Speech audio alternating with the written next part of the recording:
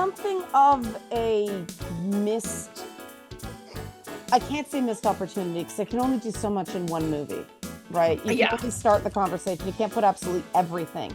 But I think it was something of the lack of understanding that things like the Spice Girls era. I remember for me working in music programming and seeing these like 9-10-year-old girls wearing Ginger Spice's shorts. And you remember when Taylor Swift wore the short shorts for a while there too? And it was so weird because she's been singing about not wearing short skirts. And now I can practically see her cheeks. What am I supposed to take from this? Yeah. And like she did wear the vintage style high waist short shorts. But it was still a girls get sent home from school here for dressing like that. And the mixed message, I remember going, it's really fun, but should we be having girls dressing in ways that send signals that they don't understand? Whose responsibility is that? Is it the responsibility for people to recognize they don't understand the signal they're sending? Chill the fuck out. It doesn't mean that. They're just trying to look pretty. They're trying to look fun. They're not trying to look sexy because they don't understand what sexy means. Or should we be teaching girls shame that young while boys are still allowed to run around in their underwear pretending to be a wrestler? And like that's something I've been thinking about, is because we do get girls who are sent home for, it's like, oh, their bra straps are showing, their shirt is a little too low. And it's like I understand the idea of, women shouldn't be shamed for their bodies, but at the same time I feel like there is a line that we have to figure it out, right?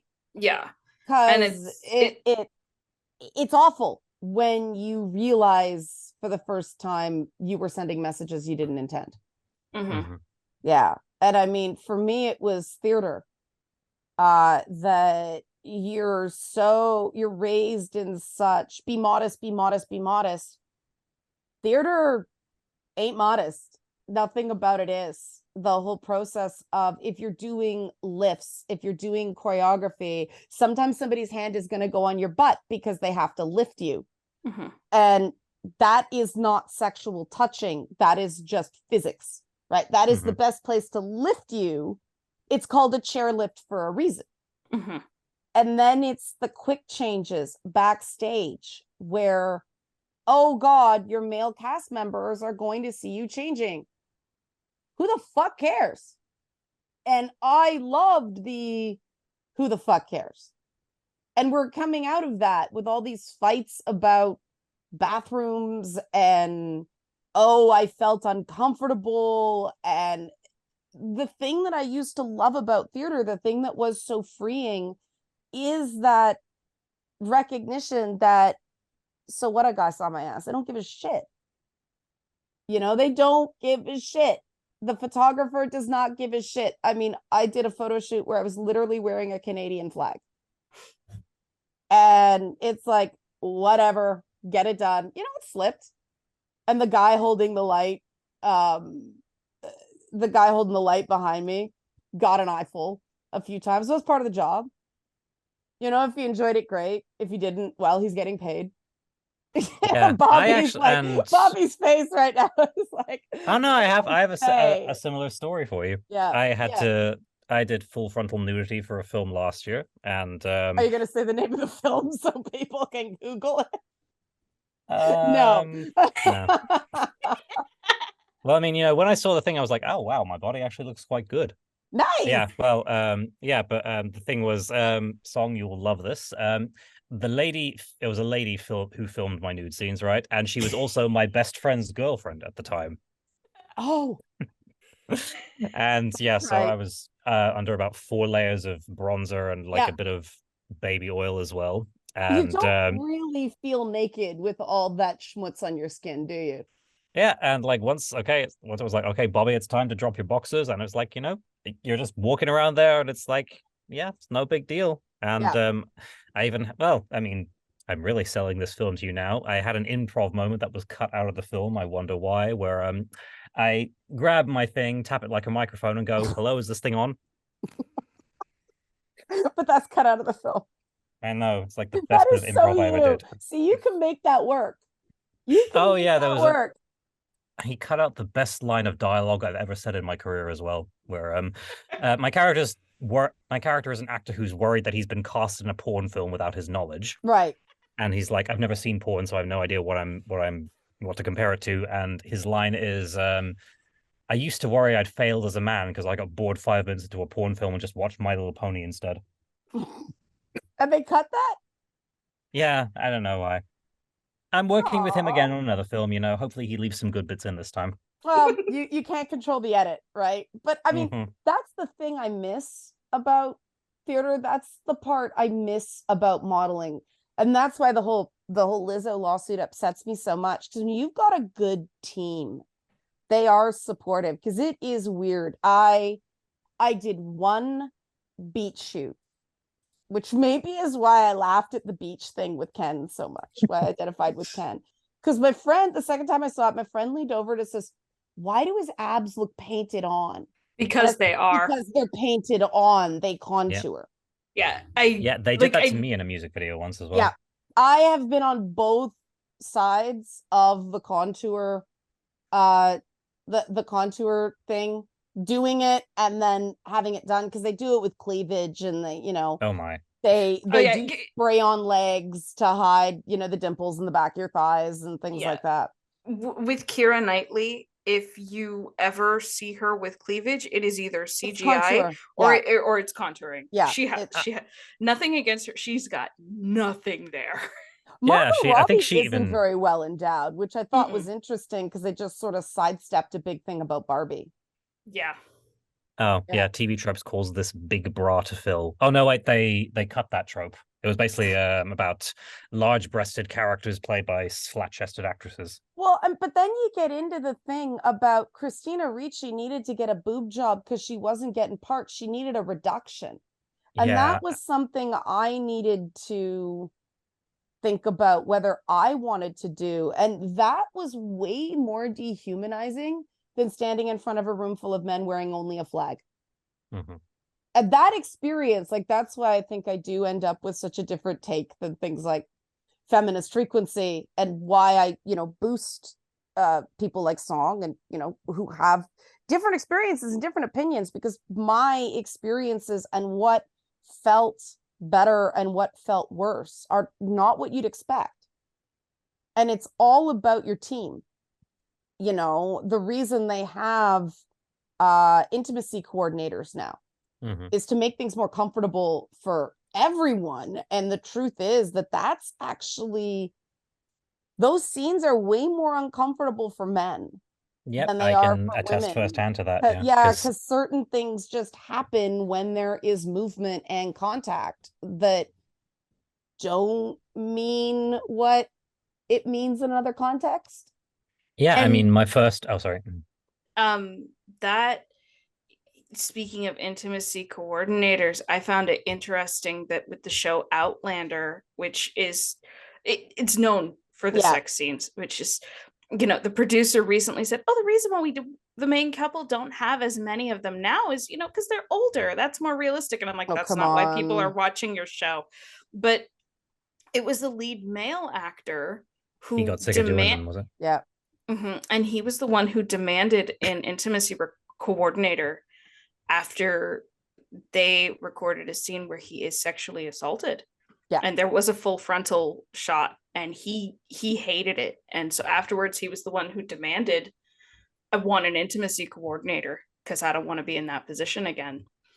Bobby, what were your experiences? Oh, yeah. Yeah. Yeah. Well, my first kiss scene, the director's note I got after the first take was, okay, Bobby, for the next take, can you look like you're actually into it? Well, you need to practice that. I mean, I thought it was like real life. Yeah, I mean, pulls me into it, and I thought it was just going to be pull in, kiss, cut, and then we kept rolling. So I was like, oh geez, where do the hands go? Well, there's that, but that's what I hated about that. This is going to sound a really, real weird segue, but hear me out. That the John Kent Superman sucking face with his boyfriend, and they draw them like the necks are craned this way, and it's all so you can see. It's like that pose hurts so bad when you have to do it for a shot. And a lot of them, if you watch on-screen kisses, they're like kind of half contacting. Mm-hmm. Yeah, to look It's better. like, And yeah, but also if it's really red lipstick, it doesn't matter how much you barrier some of it does rub off. So they're like, just kind of get half of it. So you can get the mouth open a little bit. That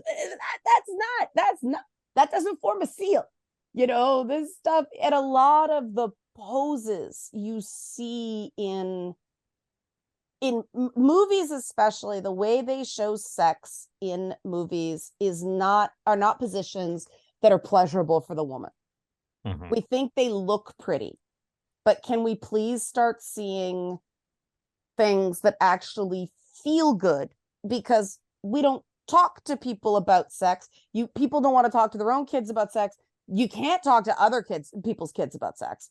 And so they get it from porn Media and movies. And while they know porn's not real, at least it's more real than movies, but we get our sense of how it's supposed to be done. Like they call it the missionary position for a reason.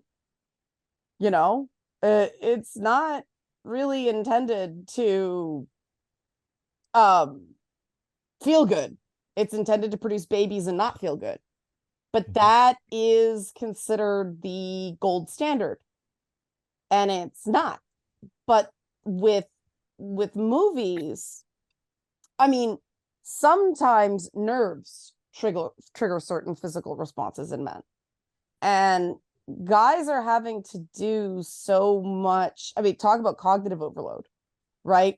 Be into it, but don't be so into it that you're into it, because then it's going to be creepy. And the truth is, on a accepting set, everybody's sort of like, they know the job and they know what it means. And you can form some pretty fast friendships because you've gone through kind of that gauntlet together, and how uncomfortable it is and how freaking weird it is.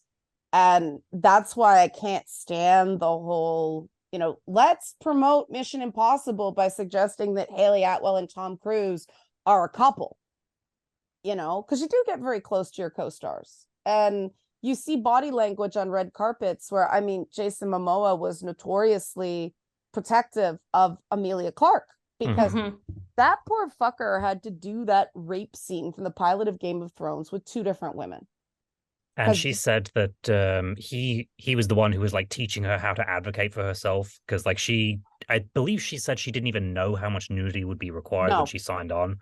And so she says that he told her that she can say like, no, the sheet stays up in this scene. And she had to fight with the producers many times being like, nope, I'm not showing. Daniel Craig's been very high profile advocating for, no, that Bond girl doesn't have to be naked here.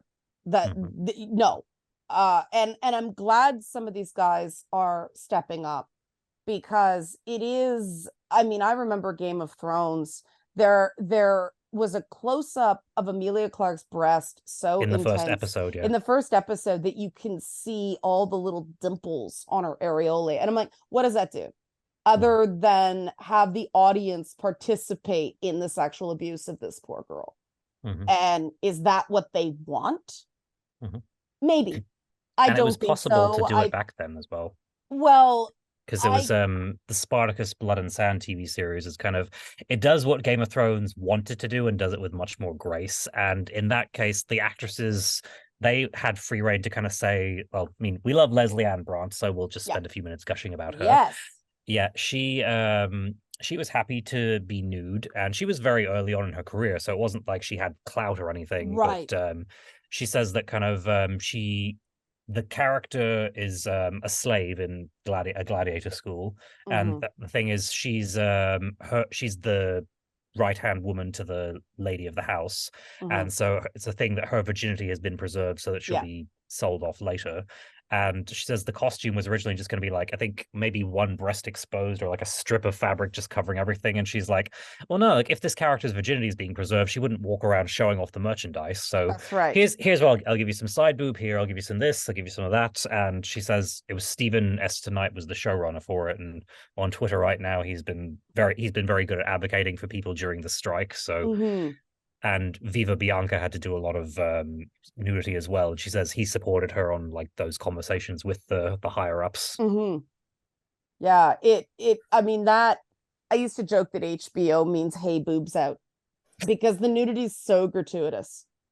And I do think because premium cable is still seen, it is the white male bastion of television. Streaming is not. They want Black and Latina women, and you see the content reflected accordingly, because it's real simple. White men are more likely to torrent. They're more likely to pirate content. So even if you convince them to watch it, they're not going to pay for it. So who the fuck cares? Not a desirable audience. But with HBO, that water cooler conversation, that Showtime, AMC, that kind of stuff, they still want the white men. And you see that.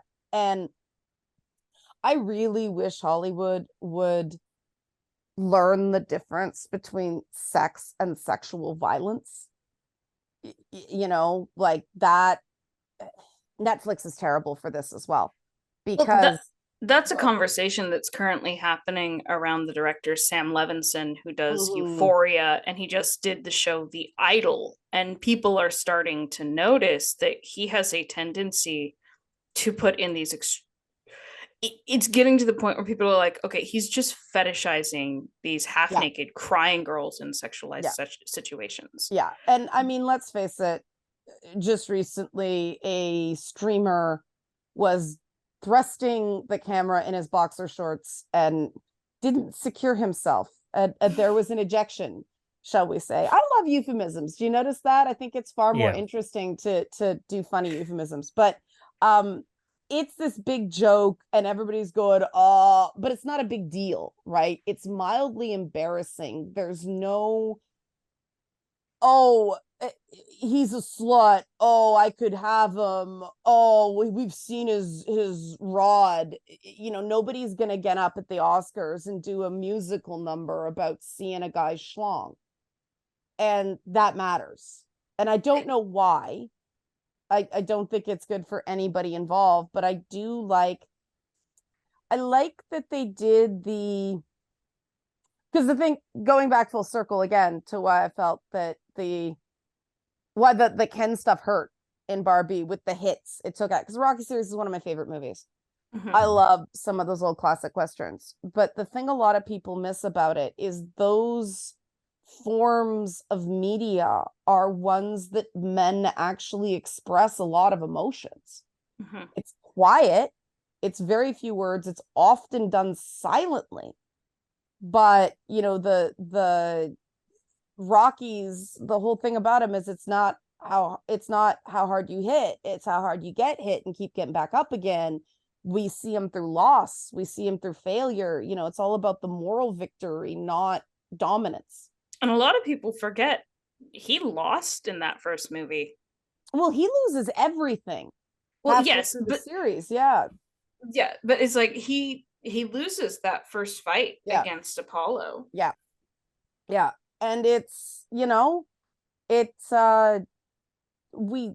see the fur coats. Yes, the Sylvester Stallone fur coats at that period of time were silly. It was an endorsement. Like there are ads from the time where him and Talia Shire are in those minks, but that was the pinnacle that Rocky was falling from, which is what I thought was interesting commentary on the images Ken picked, because he thought it was male strength, and it really wasn't. It's comfort media for guys who don't win.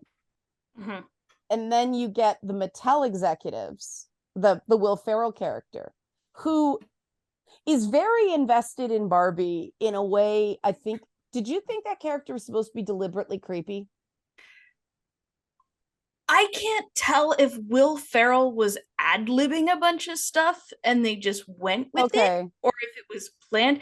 I will say, so the line about Ken isn't something we're worried about Yeah. is something the actual Mattel executive said. Yes, I think that was in the script.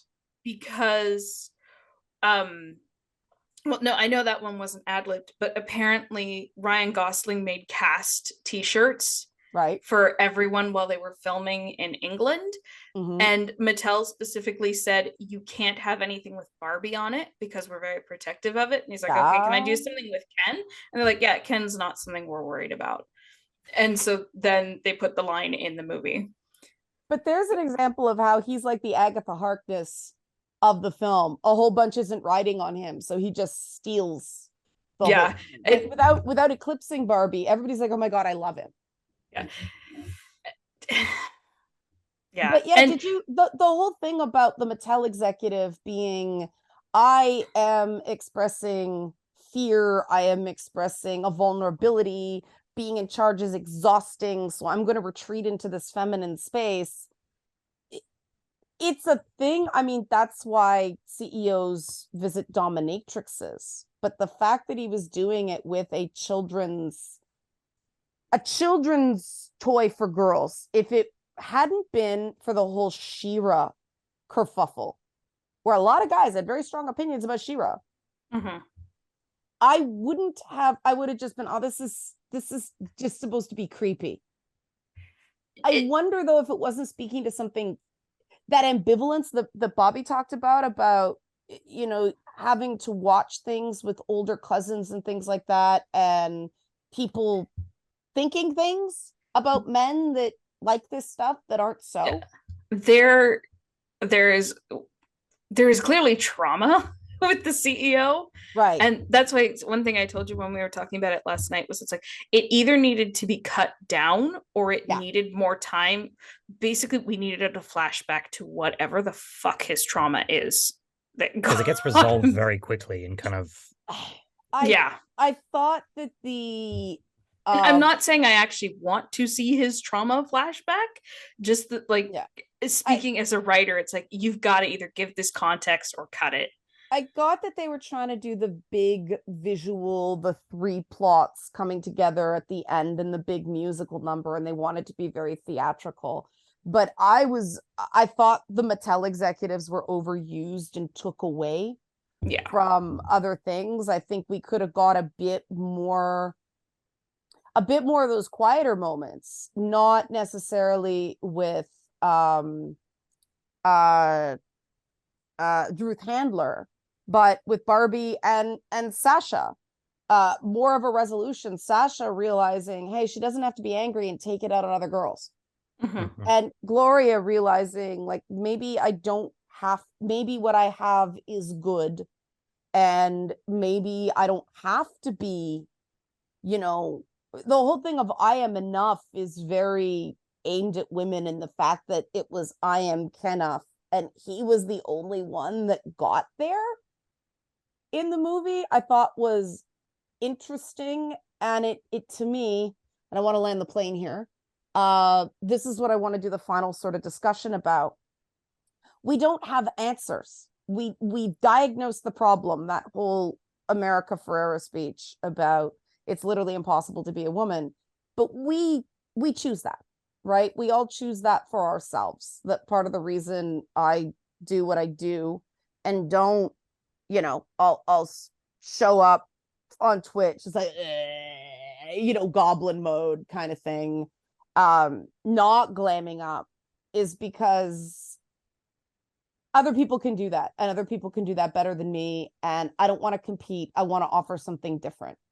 And yeah, I'm not gonna get the Amaranth numbers, you know, I'm not gonna get that I don't want it. I just want to do my thing, and I want to be a whole person. I did that. I did the pinup modeling. That was always performance. It's not me. I just you got to decide for yourself that you're enough. You can't wait for the world to tell you that you're enough. It's never gonna come. That's not the way the world works. And that, I think that was a missed opportunity in the movie, that Ken was like, oh, I have to be enough. I have to be on my own. I can't be defined by the attentions of a woman. But none of the female characters got there. Because, I mean, of course Barbie's going to be confident. She's grown up in a pink utopia. What do you guys think about that? We'll go Bobby and then Song will have the last word. Yeah, because again, going back to the all those early 2000s chick flicks, they did Yeah. offer that sort of thing where it's like okay, Miss Congeniality, where Grace Hart ends the film kind of like with more respect for the pageant girls, and kind of, just like they have their thing, I have my thing, they're all valid women, and Bring It On kind of, that's a movie that doesn't get discussed enough with how brilliant it is. Miss Congeniality, the Sandra Bullock movie. Yeah, and then Bring It On as well. Bring It On. And I mean, Charmed was an example of three, well, revolving cast of very different sisters. And yes, they did do the shitbag boyfriend trope. I think Julian McMahon will be forever typecast in those sorts of roles. But then they did it the wrong way, and Phoebe became the shit tier ex-wife. She just was. I have a video on that coming up soon, and she will be taken to task. Oh, good, because yeah, there was sort of, we've never, because I think that no matter how you resolve that, I have at the end of Boss Fight, I have the Princess Sparkle Muffin, Charlie Brown Christmas speech, right? Kindness can be a superpower, sort of thing. And it's funny, guys were all, yeah, this is good. And the shitty comments, of course, they never said it to my face. They said it on forums, but the shitty comments that women said about, oh, she's, missing the point that, she's blonde, she's sweet, she's not dumb. She's just really, really nice. So sometimes she comes off as dumb because she doesn't need to be the smartest person in the room. But women are so in that, prison of insecurity that they can't visualize the fact that all this stuff, it's okay to want a great guy. It's okay to want a great career. It's okay to want things. Wanting things is important. But you can often fulfill needs in multiple ways, and wanting something and needing something are not the same thing. And you just can't, you cannot get validation through external factors, period, end of story. You need people who care about you and, don't appreciate you despite your flaws. They appreciate you because they acknowledge your flaws, and that you're working on them. People shouldn't ignore bad character points. It should be, I see you working on this, I see you putting in the effort, and I appreciate that. But here's the things that are good about you too. Don't forget that.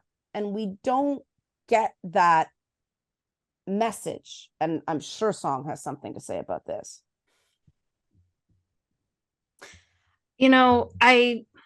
Like I said, even as a romantic, obviously there was a part of me that wanted it to end on a happy romantic note. But at the same time, I very much appreciated, because, I talked about how there is that thing with the manosphere where it's like, oh, I'm going to put in these cheat codes and get a girl. And they seem to think that this is some be all end all. It's what they need to be happy. And not even just manosphere. We see it in so many guys who it's like, why can't I get a girlfriend? Well, have you thought about working on yourself? Well, a lot of guys, oh god, yeah, so many of them. A really good friend of mine, actually, we had a really frank conversation about him admitting that he would get into a relationship with an incredibly beautiful woman who hated everything he liked and treated him like shit, because he was told as a teenager that he wasn't the kind of guy who would ever get a woman like that. And so he is making himself miserable trying to prove the girl that said that to him wrong. And that is a big Ken move. Yes. And like that is why I was glad at the end of the movie that it was you need to figure out who you are on your own Yeah. without validation from a woman, without without a relationship, because we have so many people, men and women, who think a relationship will make them happy, that that's what they're missing Exactly, in their yeah. life, Mhm. and that's what they need. And so I was relieved at the end that they didn't get together. And it's why I wouldn't really want to see a Ken movie where he gets with someone else, because I totally agree he deserves someone who will treat him much better than Barbie has treated him, Yeah. and who will appreciate him. But at the same time, I would much rather see a continuation of the self-actualization and Yeah. finding himself. And I think that's why that ending didn't bother me in that terms. Like, I was a bit more annoyed, and it's like, again, I realize it was the right ending for the story, but when we see Barbie in the Birkenstocks at the end, The pink Birkenstocks. okay, at least they were pink. Yeah. But I'm still like, okay, but But that's what you wear on your day off. maybe you do. I actually don't own Birkenstocks. I think they're I don't even know what weird. they are. They're the very flat moleskin covered the shoes Barbie's wearing at the end of the movie. You remember when weird, You know, the heel versus the Birkenstock, the weird Barbie offers Barbie. It's the Matrix Oh, parody. It's okay. like, no, there's no choice. I'm just giving you the appearance of choice. That shoe, the brown shoe, is a Birkenstock.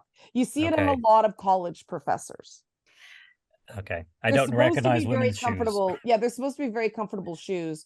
I find them too flat because, ironically, I have a very high arch because my feet are mangled from dance.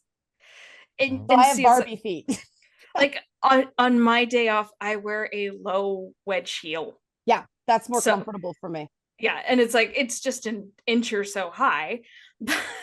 But you've got to have that little bit of lift, or at the end of the day, your arches ache. Yeah. Yeah. And it's just that's how I like to dress. And so it does come back to, it's like, okay, I still feel like femininity itself and the pretty and the pink isn't quite getting the respect it deserves, but we're getting there. So again, as a conversation starter, I like this movie, and I think it's really interesting who got pissed off by it. I think it's very telling. I thought I watched things change because I started watching the quote unquote feminist hot takes against bimbo feminism with Barbie. And then Ben Shapiro saw the movie.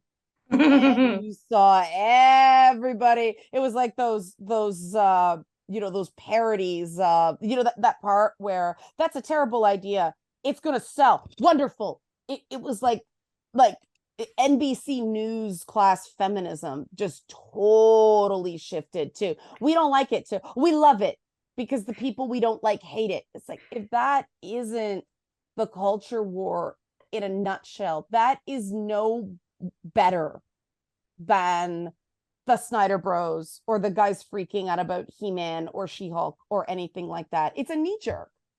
Mm-hmm. And I do. Or the people calling Coyote Ugly problematic. I hate the term problematic. I've been open about the whole problematic thing. It's an academic I don't take dodge. anyone seriously if they use it unironically. I used it earlier, but I was ironic. Yeah. Don't you think? But I think sorry, Song, go ahead. I want to make sure I say one thing before we land, but go ahead. Yeah. So I think there are things that are genuinely problematic, but unfortunately the word has been corrupted at this point that you either use it ironically or people are rolling their eyes. Problematic means, for people who are wondering, I can't prove it's a problem, but it might be. It's a yellow flag, and it's turned into just when you don't want to say something's a problem, but you think it's a problem. It's like adding a little bit onto a criticism when it's actually not a little bit. It's actually no. Can you be a little bit? Yes, Bobby said, can you be a little bit more into it? No, you got to be a lot more into it. But people want to soft sell it with be a little bit more into it. I mean, Martin Short's character on Only Murders in the Building is taking the piss out of that shit this season. It's so great. It's a whole Broadway send up that is just savage. It's amazing. But sorry, Song, were you finished your thought? No, that was it. Yeah, what I want to say, because this started off as, we're all like, what did you think? And Bobby said off the top he didn't like it. And so I want to address the Barbie litmus test thing, because Bobby is the first and on Two Women Talking, and I don't want him to be the heel. I am the heel on this show always. Bobby, you can't have it. You have to be a face. But I don't think that it's not about whether you did or didn't like Barbie. What's more important is why. And I mean, if Bobby's come on here and says he doesn't like certain ticks in Greta Gerwig's direction because, see, Little Woman, you're clearly not averse to these kind of movies. And that's why I was thinking this is going to be a really interesting conversation, because there are some things that are gut punches in that movie, and they did try to jam a lot into an hour and 54 minutes. And for some people, it's just not going to work. It's going to be too all over the place. And I think it's important that we don't put too much pressure on this film to be meaningful. It's a movie. It can be thought-provoking. It's entertaining.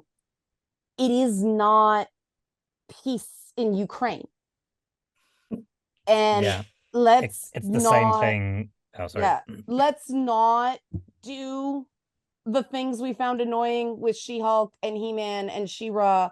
Let's not be that person who, if you don't agree with me on this, you're less than me. I'm not going to give you a chance. Let's not start blocking people who didn't like Barbie, because there's more nuance than that. And I hate that shit. Those people are ironically the people I see as them not wanting equality. They actually want Barbie land, where women are in charge of everything and men are relegated to, yeah. And it's not even subservient. It's marginalized. The actual definition of marginalized. We don't know where they live. They don't exist unless they're paired up with a woman. We're not worried about them. There are some people I think probably cheered that moment unironically. And so guys, if you see that in somebody, you may want to start distancing, because that's not good. That's not somebody that is going to treat you well in the long term. Go ahead, Sam. Yeah. And I showed Liana a tweet from an artist that I was following, who she just went off. Just, oh, you don't want to see the movie with your girlfriend? You wouldn't see it? Did it just this thread of, well, you're whatever, and words I won't repeat as insults. And just within a few days, I was unfollowing her because I showed Liana some other tweets from her that were just, oh, the trauma was so painfully obvious. They were pretty cutting off anybody because of an opinion about media is very a you problem. That's not the person with the difference of opinion. That's not being able to handle differences of opinion. Yeah. And so it's like, my boyfriend probably will not see Barbie. Maybe someday I'll be watching it and he'll be in here.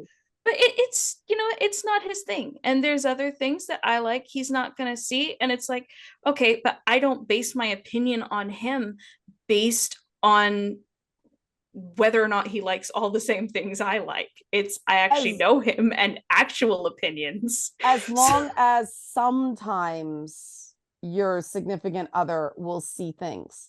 Oh, of course. Especially if, you're not going to be able to go unless you go with somebody. And if it's something you really want to share, God knows I didn't want to see, there's a lot of superhero movies I really didn't want to see, and I ended up coming out very, very angry.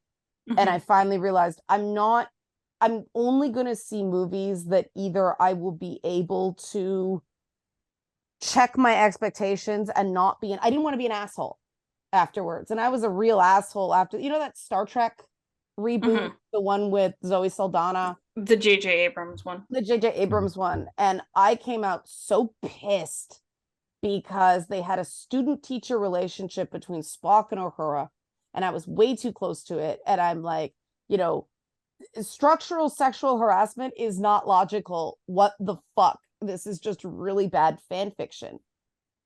And I knew it was probably going to be that because it was people doing impressions of the original cast.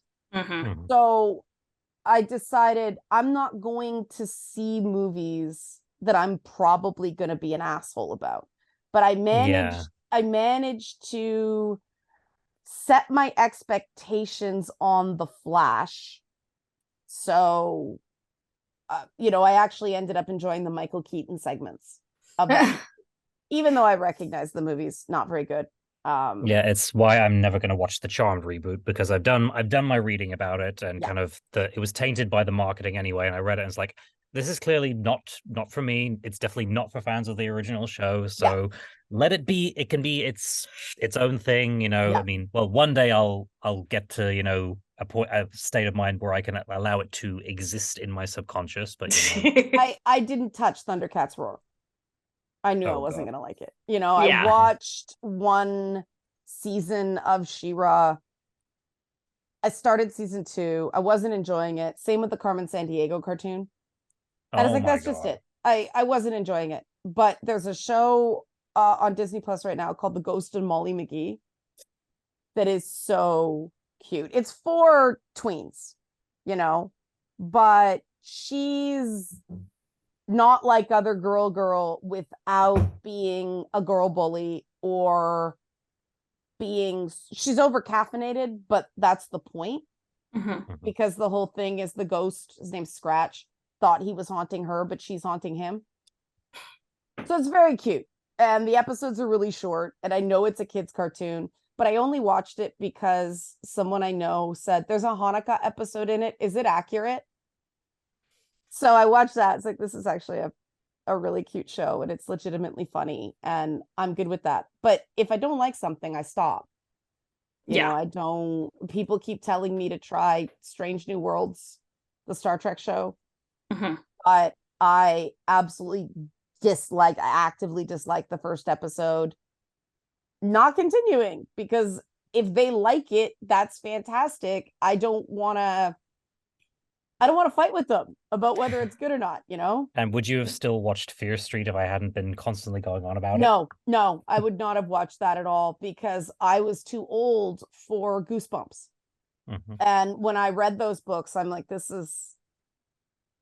was too old for them. And what I liked about Fear Street was, first of all, I liked the way it inverted some of the typical horror tropes. Like they did an interesting thing with the cheerleader who dies first, for instance, and they did interesting things about the Revenge of the Witch.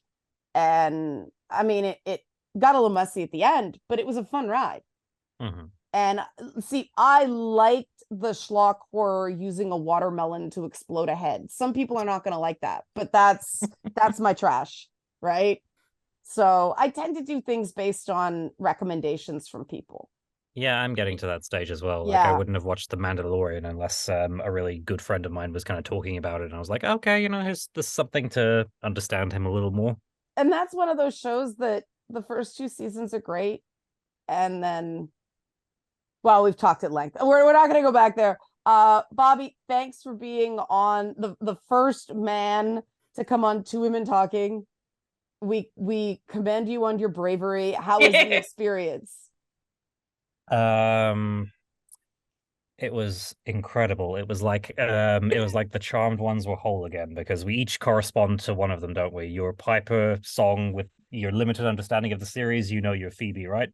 I believe so, yeah. And I am definitely Paige. We don't have a Prue, but that's okay because I don't like her. Yeah, I'm warming to her. Like Shannon already did a fine job. I was all right. I again, I was too old to really understand what was going on there. But Sog, do you have any final words before we sign off? Barbie is going to come up in a lot of our conversations in the future, I'm sure. It's just So- it's another one that it's become such a juggernaut. You know, Mhm. it and the Mario movie it's them and then everything else, including Guardians 3 and Across the Spider-Verse and all that stuff, which I really, really enjoyed, but there's certainly not the cultural phenomenon of Barbie is the most successful Warner Brothers movie of all time. Okay, Mhm. this is the first major blockbuster film aimed at women Yeah. that actually feels feminine. It's not Yeah. Wonder Woman, it's not Hunger Mhm. Games, it's Not not Thelma and Scarlet Witch. Louise. Yeah. Yeah, this actually feels like it's aimed at girly girls. And that was what made me so happy about its success. Mhm. You know, even though there were certain things, I still look at Margot Robbie and feel bad about myself. You know, Aw. because I never You was that. shouldn't. I never will be that. But you know, you do get in this world where I am not anyone's ideal, and you know, I have to take my own advice. You don't have to be, but it does make you feel bad. You do have that. Yeah, a selfish part of you wishes a guy looked at you the way Ken looked at her, and she didn't appreciate it, and you kind of hate her for it. But I don't know. It was so nice to see entire families seeing it. I ended up in the boyfriend line outside the bathroom. I was waiting for the story. Yeah, I guess we'll end on this. I was there, and guys in pink shirts were standing looking a little uncomfortable because they were waiting for their girlfriends to come out of the bathroom before the movie. And I did the what you see it at, he's like, Barbie. I'm like, oh, nice. You know? And I was like, nice shirt. And he's sort of getting more and more uncomfortable. And I said, If yeah. only he'd known what a paragon of coolness he was talking to. But also I know, in right? Toronto, people don't talk to each other. And I was downtown because my friend's downtown. And so, like, who is this crazy lady talking to me? And I was like, I'm gonna give you a little primer on this movie so you will be okay. And you saw the guy's expression kind of try to hide the gratitude. You know, I said, it's not a movie about women. It's not a movie about men. It's a movie about what we think about men and women projected onto the doll. And the first time I saw this, I was Ken. And he's like, all right, thanks. And I'm like, okay, see you in there. And I went, my friend that was actually waiting for me in the theater. She wasn't in the bathroom at all. So it was an interesting little moment in life that will go nowhere, but made a good story and felt like it had some meaning in it. But Maybe the guy is listening to this right now. maybe I don't think so, but it was funny to hear the guys laughing in the theater along with the women, like a couple of guys just belly laughs on things, which was nice. I mean, downtown Toronto, yeah, hipster central, right? Really? We're walking distance from Voight Tower from the Boys, which is Roy Thompson Hall, which is Toronto Film Festival Central. So it's a different audience than seeing it up here, you know, on the edge of farm country. But all right, enough. We're doing what we normally do, and we don't want to end, so we're rambling. But this has been Two Women Talking with a Man. Bobby Calloway, thank you so much. You are now the standard. You are now the prototype, not the stereotype. You are the prototype, and we taught people the difference between the words. Song, I'll give you the final word or anything you want to do. It was an absolute delight to have you here, Bobby. Oh, thank you. So, It was a delight to be here. And I highly recommend Bobby's channel, Better Than Bob. I really enjoy his videos. They are extremely wholesome. They are wholesome. Apparently that is the new cool Gen Z compliment. Wholesome. Yeah. I mean, someone called me, said, Bobby, you're so wholesome. And I'm just like, I've taken my pants off in front of you twice, but thanks. Sex isn't bad. They can judge the whole of you, and it is wholesome. Hello, is this thing on? All right, by Calidus Chronicles Volume 1 by Song W. Harrison. Yes, and subscribe to her on Ko-fi. Yeah, Coffee. Yeah. And Better with Bob is your YouTube channel, right, Bobby? Yep, thanks. All right, everybody, thanks for watching. Make good choices. Bye-bye.